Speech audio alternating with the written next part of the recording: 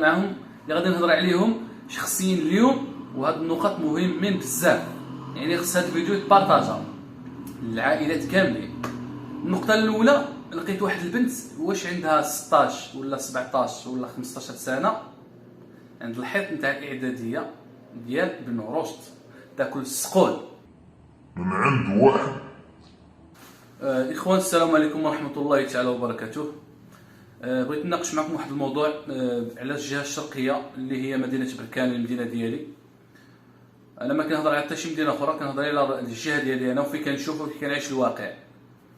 الاخوان والاخوات، هذا ميساج للاباء والامهات وحتى الخوت والخواتات، يعني اللي كيكونوا كبار وعندهم خوتهم يقراو صغار او البنات او ولاد، سيتو الاباء او الامهات. حنا نقولوا الاباء كيكون الله يحسن عوانهم الخدمه والستريس وهذه. المهم الام حتى هي راه كتكون ساليه بعض المرات، والخوت يعني ولا الخواتات اللي كتكون كبيره في اللاج يعني ولا كبير في اللاج خوت ولا يعني كيكون لهم الوقيته باش يراقبوا هذوك التلاميذ الصغار، يعني بحال مثلا اللي يكون يقرا في اعداديه ولا الثانويه، ولا ممكن بعض التلاميذ اللي كيكون عندهم ديك البنات دوك 14 عام 15 عام 16 عام حتى 18 سنه. كاينين شي مرات كتلقاهم يقراو في السابعه ولا الثامنه، كيكون عندهم واحد الضغوطات بزاف برا، والاباء والامهات ما كيراقبوش هاد الحوايج.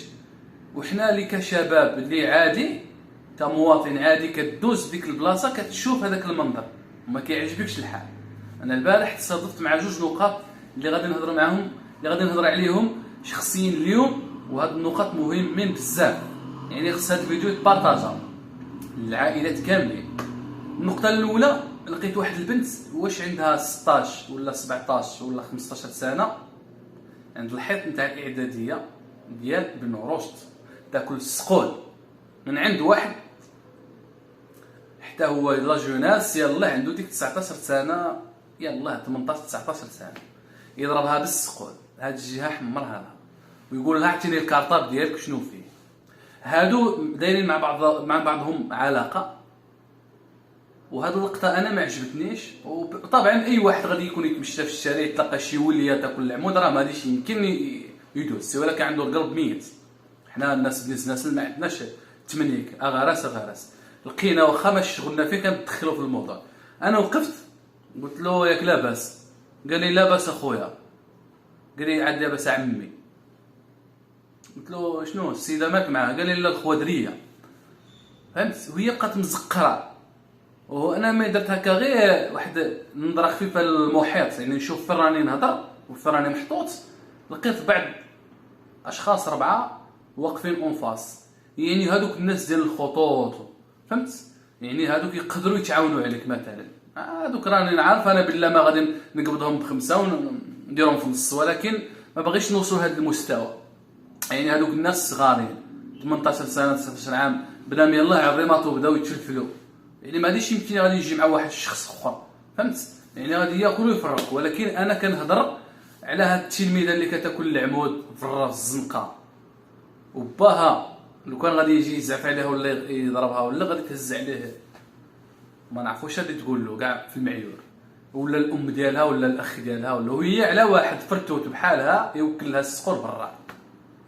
وهكذاك من انا هضرت معاه ودرت معاه هذاك الموقف هذاك، شنو دار؟ قبضها بالفيستا ديالها وجرها داها مع شي درب باش تاكل العمود ولا ما نعرفش دار في الماء.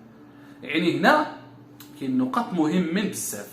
النقاط اللي مهمين هو الانسان من يكون عنده البنت ولا الولد يدرسوا في المدرسه، من الاحسن يهز ديك لومبلوا ديالها في الاول السنه، يتصل بالاداره، يمشي عند المدير يشرح له واش هذه هي لومبلوا ديال فلان بن فلان او لا فلانه بن فلان. يعني خص تكون الاداره عاطيه لك الجواب بالله ما هاد لومبلوا راها صحيحه. وبالنسبه لهذوك الجير فيريي او الاعياد الوطنيه او اضراب عام، ولا كاين بعض الاساتذه اللي كيجيو وكاين اللي ما كيجيوش.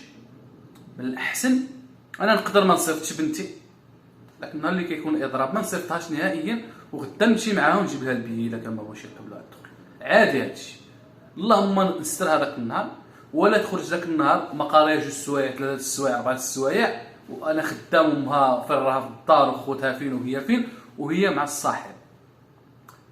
اغلبيه ديال المحيط ديال المدارس انا ما كنهضرش على الامن نقول له الواحد راقب، انا كنهضر على الاباء اللي يراقبوا بناتهم. ما الامن كيتدخل في حاله اعتداء او لا في حاله تحرش او لا، مهم مانيش نهضر انا على هاد الحوايج، انا بعيد على هاد الحوايج، انا كنهضر غير على راس المحيط. الانسان خص ضروري ما يراقب ويدير الواجب ديالو كاب او لا الام، حتى الخوت ولا الخواتات الكبارين خص ضروري ما تراقب. راقب اصاحبي، واخا غير سويعه في السيمانه، واخا غير 2 سوايع.